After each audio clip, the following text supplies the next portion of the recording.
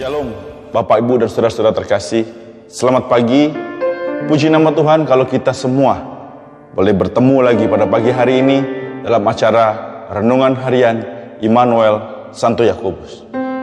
Mari saudara kita bersatu dalam doa sebelum kita memulai lebih dalam lagi. Dalam nama Bapa dan Putra dan Roh Kudus. Amin. Allah Bapa di surga, kami mengucap syukur atas hari yang baru yang boleh Kau berikan kepada kami. Kami mengucap syukur atas penjagaan-Mu selama satu malam kemarin sewaktu kami beristirahat. Bapak, kami mengucap syukur juga untuk setiap berkat-berkat yang telah Kau sediakan bagi kami sepanjang hari ini. Karena kami tahu bahwa Engkau selalu mencintai kami. Kau selalu ingin memberkati kami. Kami bersyukur Tuhan punya Allah seperti Engkau. Dan kami percaya kami awali pagi hari ini dengan bertemu dengan Engkau, dengan mendengarkan firman-Mu. Karena kami tahu, kami hidup tidak akan bisa tanpa Engkau Tuhan. Terima kasih Bapa, terima kasih. Jagai kami, berikan kami hikmat-Mu, agar kami mengerti akan kasih-Mu, agar kami boleh mengerti apa yang ingin Kau katakan pada kami Tuhan. Terima kasih Yesus, terima kasih. Kami mau serahkan acara renungan pada pagi hari ini hanya ke dalam tangan-Mu Tuhan. Terima kasih Yesus. Semua doa ini kami naikkan dalam satu nama yang penuh kuasa, yaitu Tuhan kami, Yesus Kristus. Amin. Baik Bapak Ibu saudara-saudara sekali, pagi hari ini kita akan belajar dari satu firman Tuhan dari Injil Matius bab 10 ayat yang pertama sampai ada yang ke-7. Matius bab 10 ayat pertama sampai dengan yang ke-7. Hari ini kita akan sama-sama belajar mengenai bagaimana kita semua dipanggil, kita diutus untuk domba-dombanya yang hilang. Begini firman Tuhan. Pada suatu hari Yesus memanggil ke-12 muridnya dan memberi mereka kuasa untuk mengusir roh-roh jahat dan melenyapkan segala penyakit dan segala kelemahan. Inilah nama ke-12 rasul itu. Pertama, Simon yang disebut Petrus dan Andreas saudaranya, Yakobus anak Zebedeus dan Yohanes saudaranya, Filipus dan Bartolomeus, Thomas dan Matius pemungut cukai, Yakobus anak Alfeus dan Tadeus, Simon orang Zelot dan Filipus dan Bartolomeus, dan Yudas Iskariot yang mengkhianati Yesus. Ke-12 murid ini diutus oleh Yesus dan ia berpesan kepada mereka, janganlah kalian menyimpang ke jalan bangsa lain atau masuk ke dalam kota Samaria, melainkan pergilah kepada domba-domba yang hilang dari umat Israel. Pergilah dan wartakanlah kerajaan surga sudah dekat. Demikianlah Injil Tuhan. Terpujilah Kristus. Saudara, pagi hari ini firman ini mencoba untuk membawa kita untuk merenungkan kembali pesan Tuhan kepada kita. Hal yang pertama saudara, Tuhan berkata di dalam ayat-ayat pertama, dia katakan pada suatu hari Yesus memanggil ke-12 muridnya. Saudara, panggilan perlu sesuatu reaksi, ada tanggapan. Sewaktu sebuah panggilan akan menjadi berguna, mempunyai dampak apabila panggilan itu mendapat respon dari pihak yang lain. Kalau panggilan itu tidak ada respon, maka panggilan hanya sekedar panggilan saja. Saat kita mendengarkan panggilan, ada beberapa hal yang perlu kita lakukan, saudara. Saat panggilan itu ada, maka panggilan itu paling tidak hal yang pertama, mengajak kita untuk mendekat kepada yang memanggil. Itu hal pertama. Saat kita tidak mendengarkan panggilan, maka kita tidak mungkin mendekat. Saat kita sudah mendekat, hal yang kedua saudara, Tuhan ingin kita untuk duduk dekat dengan Dia.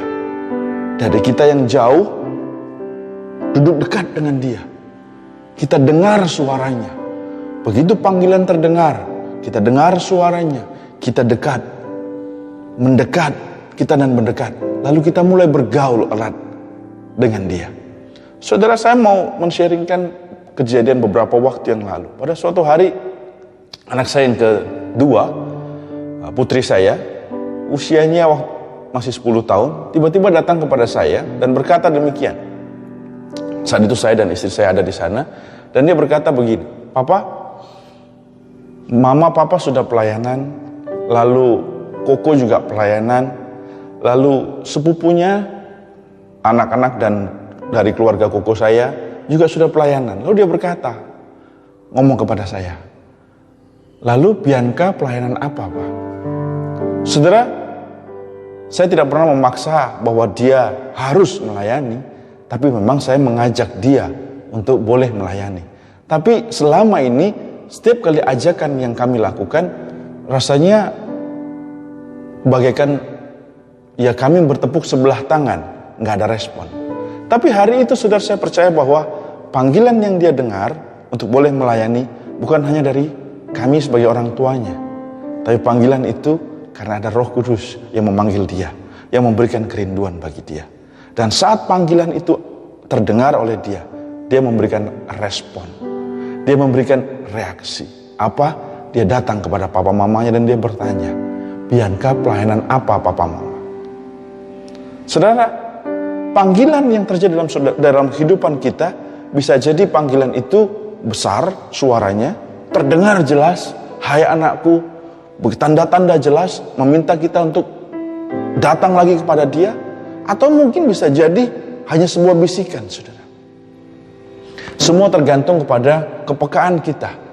Kita dituntut untuk bisa peka, untuk bisa benar-benar tahu apakah ini panggilan dari dia atau tidak. Kita diingatkan pagi hari ini, yang pertama, apakah kita sudah cukup peka untuk mendengarkan panggilan dari Tuhan? Sama seperti anak saya, dia boleh peka mendengarkan bahwa dia dipanggil. Walaupun usia 10 tahun, tapi dia sudah dipanggil untuk boleh melayani Tuhan. Enggak tahu apa, tapi dia mulai bertanya, apa yang bisa Bianca lakukan untuk Tuhan? Saudara, sewaktu kita dipanggil, tadi saya bilang, setelah kita mendengar, kita mendekat, kita mulai bergaul erat. Apa maksudnya, saudara? Suatu kita boleh mendekat dengan Tuhan, bergaul erat dengan Tuhan, maka apa yang kita dengarkan adalah kabar-kabar tentang dia. Ini perlu, saudara. Kenapa? Karena setelah kita dipanggil, bukan berhenti sampai di situ saja. Kita juga diutus oleh Tuhan. Untuk apa? Untuk mewartakan, untuk meneruskan kabar-kabar yang sudah kita dengar. Dan kita perlu banyak, saudara, kabar gembira itu. Karena firman Tuhan sendiri yang berkata, kita dituntut untuk mewartakan kerajaan surga, mewartakan kabar gembira. Bagaimana bisa kita mewartakan kabar gembira kalau kita tidak cukup tentang kabar gembira tersebut?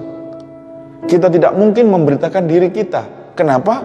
Karena diri kita tidak penuh 100% kabar gembira.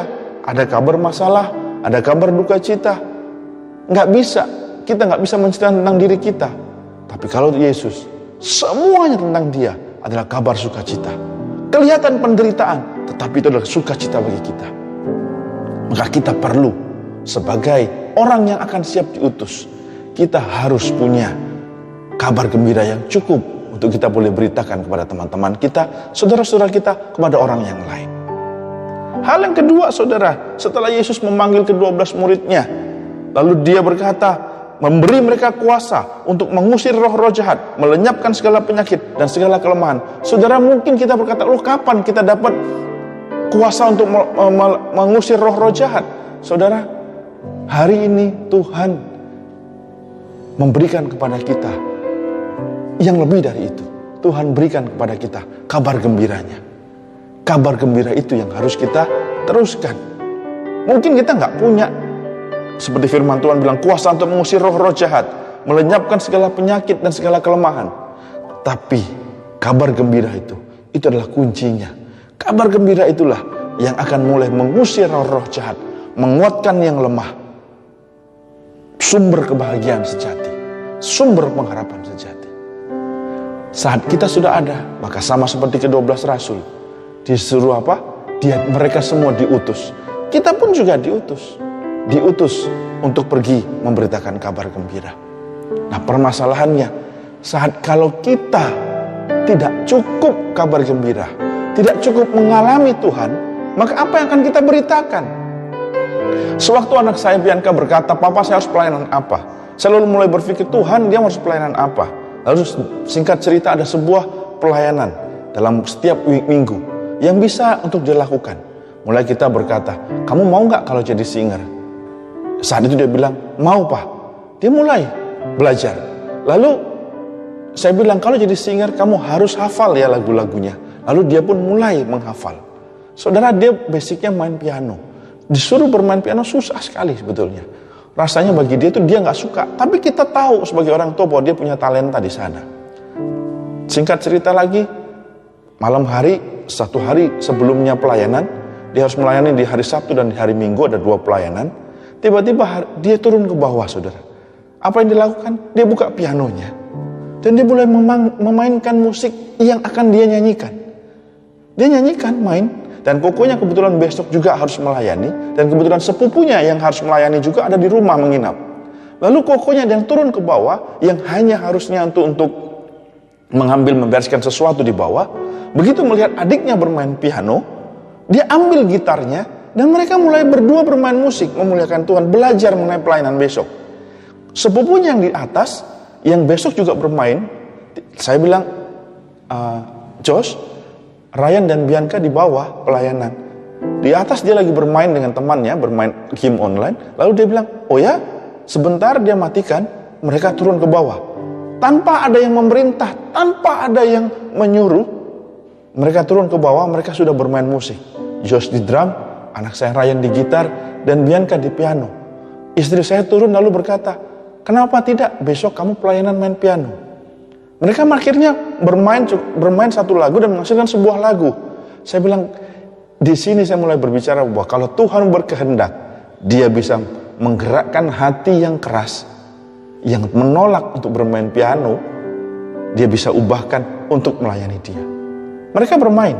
Tapi saudara, istri saya mulai bercerita kepada saya, dia berkata, bagaimana mungkin seorang Bianca melayani kalau dia belum pernah mengalami Tuhan secara pribadi.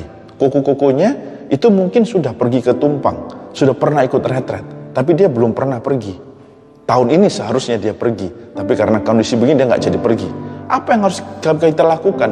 Istri saya bertanya, bagaimana caranya Tuhan untuk dia bisa mengalami engkau, sehingga dia waktu pelayanan bukan cuma sekedar bermain musik. Saudara, Tuhan izinkan dia sakit, saudara. Satu hari dia sakit, saudara. Malam harinya dia sakit. Apa yang terjadi, saudara? Saat itu kita bilang, berdoa. Kalau kamu waktu pertama kali melayani, iblis gak suka. Biarkan Tuhan berperkara. Kita cuma bilang, ajarkan dia untuk berdoa, memuji Tuhan. Apa yang terjadi, saudara? Sewaktu saya harus melayani, akhirnya di hari Sabtu, dan kita putuskan untuk tidak melayani. Di rumah dia bersama istri saya mendengar sewaktu lagi tidur. Menidurkan anak saya yang ketiga, kok ada suara orang nyanyi. Dan kita melihat, di dalam kamarnya, ternyata dia lagi bereksperience dengan Tuhan. Dia punya experience dengan Tuhan. Yaitu apa? Dia boleh memuji, menyembah Tuhan. Dia putar lagu yang dia harus mainkan. Dia menyanyi dengan suara yang keras. Dia berusaha untuk memuliakan Tuhan. Saya bilang, istri saya ngomong cerita sama saya waktu saya pulang. Di sini Tuhan berperkara. Tuhan tidak akan membiarkan anaknya tidak siap. Tuhan akan memberikan kesempatan yang kelihatannya, saudara, sebuah permasalahan karena dia sakit. Tapi melalui penyakit itu, dia izinkan untuk anak saya mengalami Tuhan. Dan dia siap. Dan saudara, luar biasa. Dari panas 39, satu hari Minggunya, kita bilang, Bianca, besok kalau kita sembuh, kita percaya Tuhan yang sembuhkan kamu. Kamu akan melayani bersama-sama besok di bidang musik, bersama dengan saudara-saudaramu.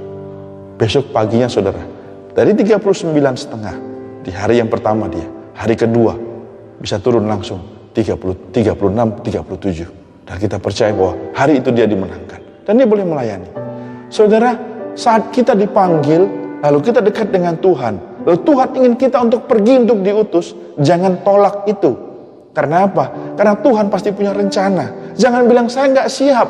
Tuhan yang siapkan. Kalau putri saya, Bianca, boleh Tuhan izinkan untuk mengalami Tuhan dalam waktu yang singkat. Saya percaya bahwa setiap daripada kita yang kalau memang Tuhan mau diutus, Tuhan bisa memperlengkapi kita, Tuhan bisa berikan kepada kita experience dengan Dia, Tuhan. Dan saudara, yang terakhir, kita diutus ke siapa? Ke domba-domba yang hilang. Kita nggak diutus kepada mereka yang sudah kenal Tuhan, tapi kita diutus untuk mereka yang belum kenal Tuhan. Kenapa? Siapa domba-domba yang hilang? Sama seperti umat Israel. Siapa umat Israel? Umat Israel adalah orang yang benar-benar tahu tentang bahwa dia adalah umat pilihan. Dia merasa bahwa dirinya pasti dimenangkan, pasti akan masuk kerajaan surga. Tapi enggak, saudara. Tuhan minta mereka juga harus bertobat. Tuhan minta juga dia untuk mencari wajah Tuhan. Sama seperti mungkin kebanyakan dari teman-teman kita merasa bahwa hidupnya fine-fine saja, selalu berbuat baik, dari keturunan yang baik-baik, tidak pernah berbuat dosa, dan pasti akan masuk surga. Saudara, itu salah satu domba yang harus kita ambil. Kita perkenalkan firman Tuhan, bahwa hidup baik saja nggak cukup, tapi hidup yang mencari Tuhan, itu yang lebih penting. Saudara, pagi hari ini, sekali lagi, setiap daripada kita dipanggil, setiap daripada kita diutus, kepada siapa? Pada domba-domba yang hilang. Dan saya percaya, pagi hari ini, kita akan bergerak bersama-sama. Orang-orang kita temui di sekitar kita, kita mau beritakan, kita mau saksikan bagaimana Tuhan kita adalah Allah yang hebat. Terima kasih Tuhan. Mari kita bersatu dalam doa. Bapa, kami mengucap syukur atas pagi yang indah ini. Kami boleh mendengarkan firman-Mu. Ajar kami untuk kami boleh peka terhadap panggilan-Mu Tuhan. Ajar kami untuk kami boleh betah bersama dengan Engkau, mendengarkan firman-Mu, bergaul dengan Engkau, dan sehingga kami siap untuk kami diutus Tuhan. Untuk diutus, untuk siapa? Untuk mencari domba-domba-Mu yang hilang. Ini kami Tuhan, pakai kami, utus kami Tuhan, kami siap. Terima kasih Bapak, terima kasih. Pagi hari ini, firman-Mu akan menjadi kekuatan dan rema dalam langkah-langkah kami setiap hari ini. Terima kasih Yesus, terima kasih. Saya mau naikkan segala doa ini hanya dalam satu nama yang penuh kuasa, yaitu Tuhan kami, Yesus Kristus. Amin. Bapa, Putra, dan Roh Kudus. Amin. Saudara, saya Stefanus. Jangan lupa untuk tetap saksikan terus renungan harian Immanuel Santo Yakobus, dan jadilah orang yang dimenangkan. Tuhan Yesus memberkati. Amin.